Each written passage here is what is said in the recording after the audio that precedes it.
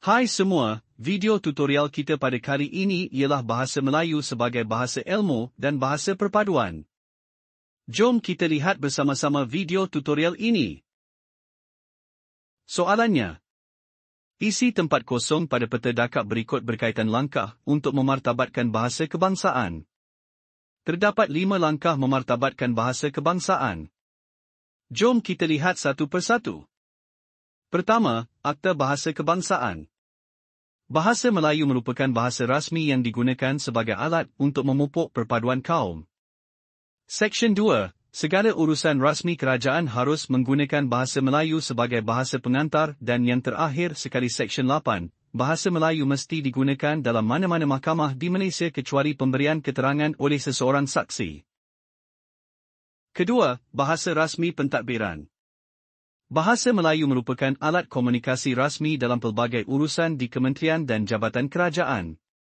Bahasa Melayu digunakan sepenuhnya dalam urusan mahkamah pada tahun 1990. Ketiga, memperkasakan bahasa Melayu dalam sistem pendidikan. Pembukaan sekolah menengah kebangsaan yang menggunakan bahasa Melayu sebagai bahasa pengantar. Seterusnya, penggunaan bahasa Melayu sebagai bahasa pengantar dapat memupuk semangat kekitaan dan bersatu dalam kalangan murid. Bilangan guru terlatih bahasa Melayu ditambah di sekolah menengah kebangsaan dan guru khas untuk sekolah menengah jenis kebangsaan.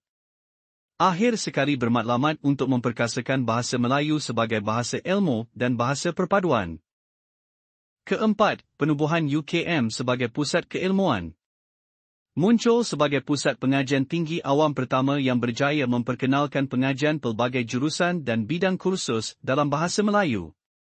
Penubuhan Institut Bahasa, Kesusasteraan dan Kebudayaan Melayu IBKKM menjadikan UKM sebagai pusat penyelidikan dan rujukan dalam bahasa, kesusasteraan dan kebudayaan tamadun Melayu.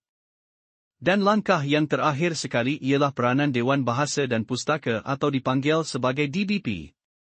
Nama asal Dewan Bahasa dan Pustaka ialah Balai Pustaka. DBP berperanan mengembangkan bahasa dan sastra Melayu melalui penerbitan buku, majalah dan risalah, menganjurkan seminar dan bengkel serta pelbagai aktiviti sempena minggu dan bulan bahasa kebangsaan. Kesimpulannya, pemimpin dan rakyat wajar memainkan peranan bagi memartabatkan bahasa kebangsaan untuk kesejahteraan dan kemakmuran negara kita. Jadi itu sahaja untuk video kali ini. Cikgu harap ia dapat membantu murid-murid untuk menjawab. Jumpa lagi.